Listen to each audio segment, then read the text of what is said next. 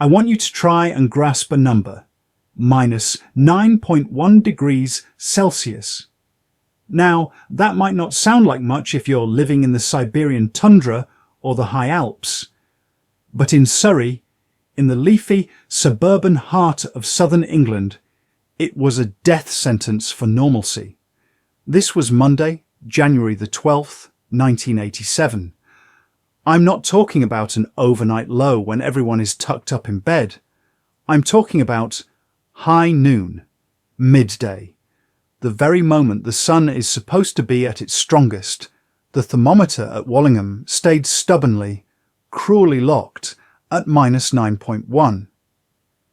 It was a daytime temperature the likes of which Britain had not witnessed in over 200 years of meticulous record-keeping. If you were there, you don't remember January 87 for the snowmen or the picturesque landscapes. You remember it for the cold, a brutal, dry, lung-burning cold that simply refused to end. It was the kind of cold that made the bright blue sky feel like a mockery. The sun shone with a brilliant silver light, but it offered no warmth at all. It was a useless orb in a frozen sky, doing absolutely nothing as the country began to seize up. Think of Big Ben, the great clock of Westminster, the very heartbeat of our nation. On that Monday morning, for the first time in nearly 2 decades, the heartbeat stopped. It wasn't snow that did it this time. It was the sheer, icy grip of the atmosphere. The extreme cold had literally seized the heavy chiming hammers and the intricate mechanical gears. The metal had contracted so much in the freeze that the parts simply couldn't move. The oil, designed to keep those gears turning through thick and thin, had turned to the consistency of thick black syrup. Engineers, bundled in every layer of wool they could find, worked for hours in the biting wind, their fingers numb and useless, trying to coax life back into the mechanism. But for most of that historic Monday, the great bell remained silent. It was a haunting metaphor for the rest of the country. Time itself felt as though it had frozen solid. The disruption was total. This wasn't just a minor inconvenience, it was a breakdown of the systems we took for granted.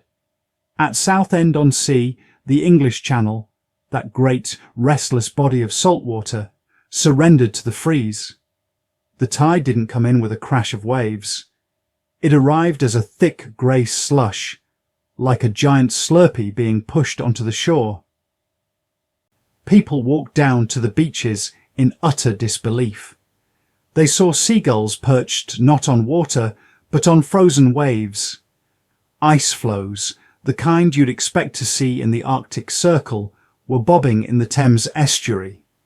Commuters who left their offices at 5 p.m. in London expecting a cold but routine journey home found themselves entering a twilight zone.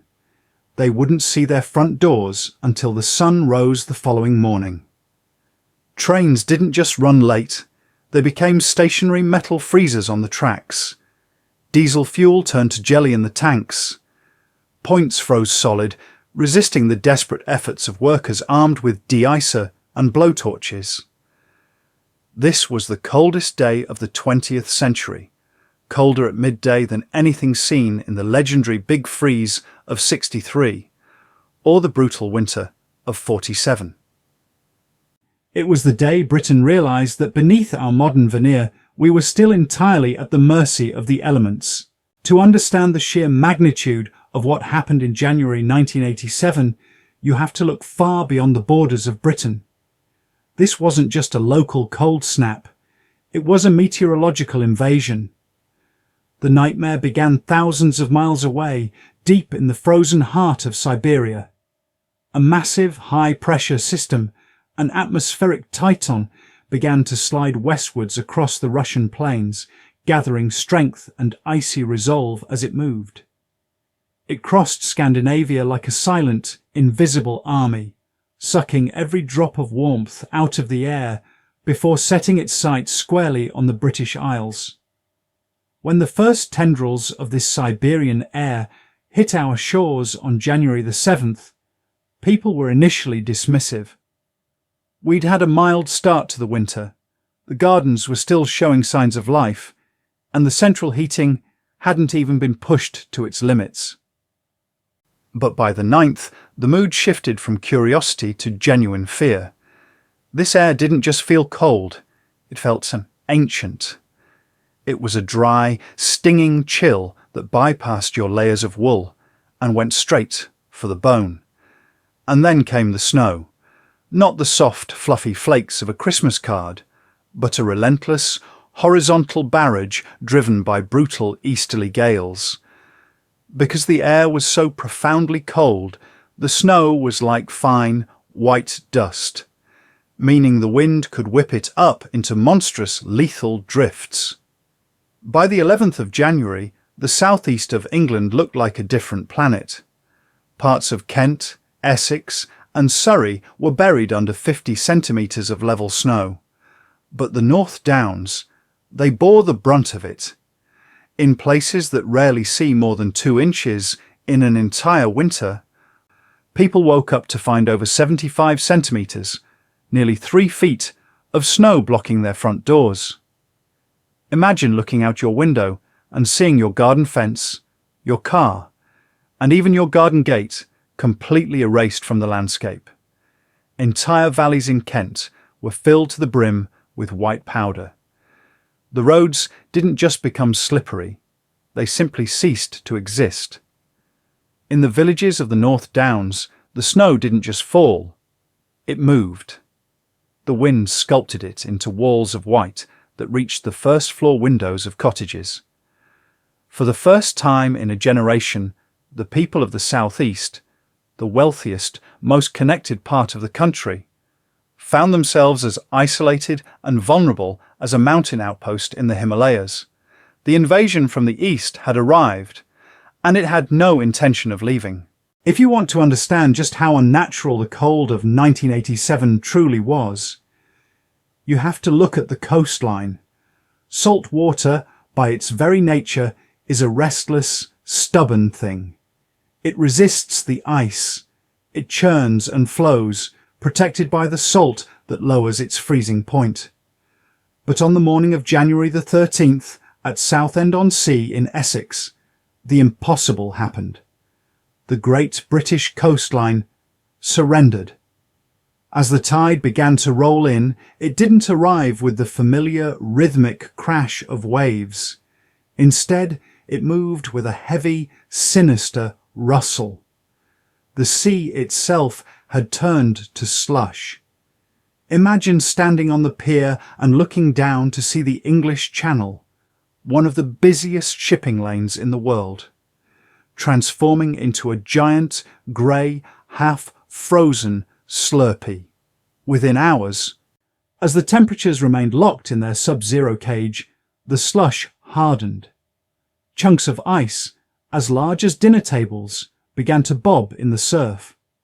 By midday, the shoreline had frozen completely solid. The photographs from that day are haunting. They show ordinary people, dressed in their Sunday best coats and scarves, walking out onto the sea. Not onto a pier, not onto a bridge, but onto the water itself. For the first time in 24 years, not since the legendary Big Freeze of '63, the sea in the southeast had turned to stone. Seagulls, those masters of the coastal winds, were seen perched in confusion on top of frozen waves, their webbed feet resting on a surface that should have been liquid. Further down the coast at Herne Bay in Kent, the scene was even more surreal. The sea didn't just freeze at the edge. It locked the entire harbour in a frozen grip. Fishing boats, which had survived decades of storms and gales, sat motionless, their hulls trapped in thick, white ice. It was a scene that belonged in the Arctic Circle, not the English seaside. Locals, some of whom had lived through the brutal winters of the 1940s, came out in droves just to witness it.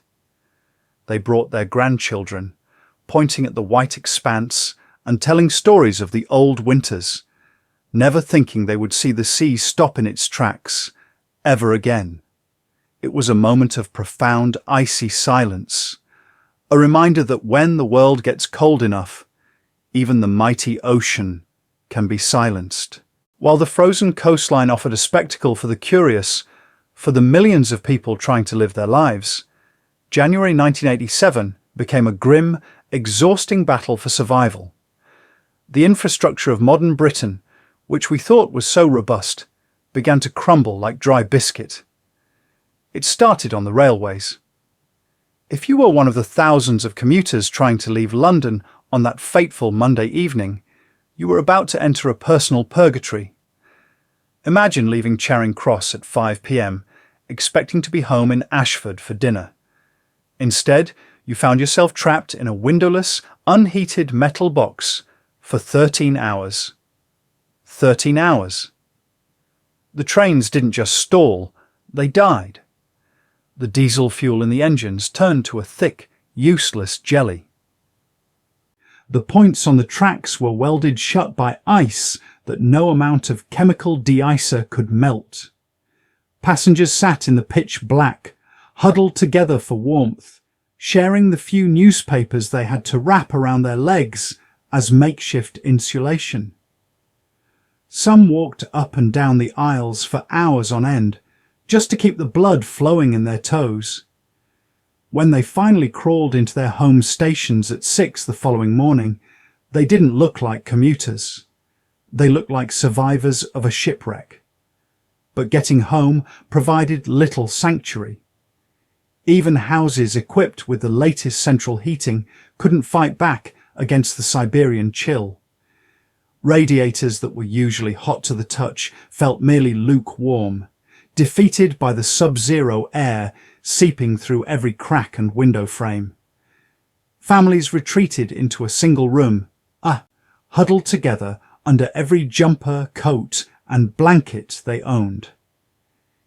Getting out of bed in the morning became a tactical operation. You'd have to lay your clothes under the duvet the night before, using your own body heat to pre-warm them, because the air in the bedroom was cold enough to see your own breath in a thick white cloud. Then the pipes began to go. Across the country, the sound of lead and copper bursting echoed in the silence. Toilets froze solid, their water turning to blocks of ice. Taps went dry. At Herne Bay Junior School, the situation was so dire they had to close for an entire month, not because of the snow on the roads, but because the sanitation system had simply ceased to function. There was no running water, no way to flush, no choice but to send the children home. Coal deliveries. The lifeblood of many homes back then ground to a halt as lorries became stranded in 10-foot drifts. People became desperate. They began to burn anything that would catch a flame. Old furniture, broken chairs, stacks of newspapers from the previous decade. Every street in the suburbs was thick with the acrid, heavy smell of coal smoke and burning wood. It was a scene from a century ago, a pre-industrial struggle for heat, played out in the heart of the 1980s. The jokes about the wrong type of snow died on people's lips. This wasn't funny anymore. It was a test of human endurance. As if the brutal cold wasn't enough, nature had one more psychological blow to deliver. After the record-breaking freeze of January the 12th, the sun, the only source of visual hope we had, simply vanished. From January the 14th onwards, a heavy, leaden blanket of cloud settled over the southeast. For 14 consecutive days, parts of Britain didn't see a single ray of sunlight. 2 full weeks of grey, frozen twilight. The mental strain was crushing. People stopped joking. The usual British stoicism began to fray at the edges. Everyone was just tired. Tired of the struggle, tired of the darkness, and tired of the biting chill that seemed to have permanent residency in their bones. The supply chains that we now take for granted ground to a shivering halt. Supermarkets saw their shelves stripped bare as delivery lorries remained buried in snowdrifts across the motorways. Bread queues formed outside local bakeries before dawn, reminiscent of the post-war years. In some areas, the isolation was total. The Isle of Sheppey was cut off from the mainland entirely. No roads, no trains, no way in or out. It was here that the Royal Air Force stepped in, flying helicopters through the gloom to drop essentials: bread, medicine, and milk. In one extraordinary moment of drama, a local policeman commandeered a helicopter belonging to the Sun newspaper to airlift a woman in labour to the hospital. Amidst the freezing grey, a life was brought safely into the world. Perhaps the only piece of truly good news in that entire bleak week. But as the infrastructure failed, the people stepped up. This is the part of 1987 that the history books often overlook. When the state couldn't reach you, your neighbour did. Strangers with four-wheel drives spent their nights pulling stranded motorists from the snow. Farmers opened their warm kitchens to people they had never met. When you're freezing, social barriers vanish. You share your coal, you share your tea, and you share your warmth. It was a time when community wasn't just a word. It was a survival strategy. Finally, on January the 20th, the big thaw began. The wind shifted to the west, bringing warmer, salt-heavy air from the Atlantic. The thermometer finally crept above zero. People actually stood on their doorsteps and cheered when they saw the first unfrozen milk bottle arrive. The roads reappeared, the railways cleared, and a battered Britain began the long process of drying out. It has been nearly 40 years since that Monday in January 87. We have seen storms, we have seen floods, and we have seen other winters. But nothing has ever quite matched the intensity of that day when Big Ben froze and the sea turned to stone. It remains a benchmark, a reminder of a time when the modern world was brought to a standstill by a single week of Siberian air. It taught us that we are never as prepared as we think, and that our greatest strength isn't our technology, but our willingness to dig each other out of the drift. Were you there in the winter of 87? Do you remember the absolute silence of the frozen sea, or the 13-hour journey into the dark? Please share your story in the comments below. Let's keep these memories alive before they fade into the white. And if this journey back in time meant something to you, do subscribe to the channel. Until next time, stay warm and keep looking out for one another.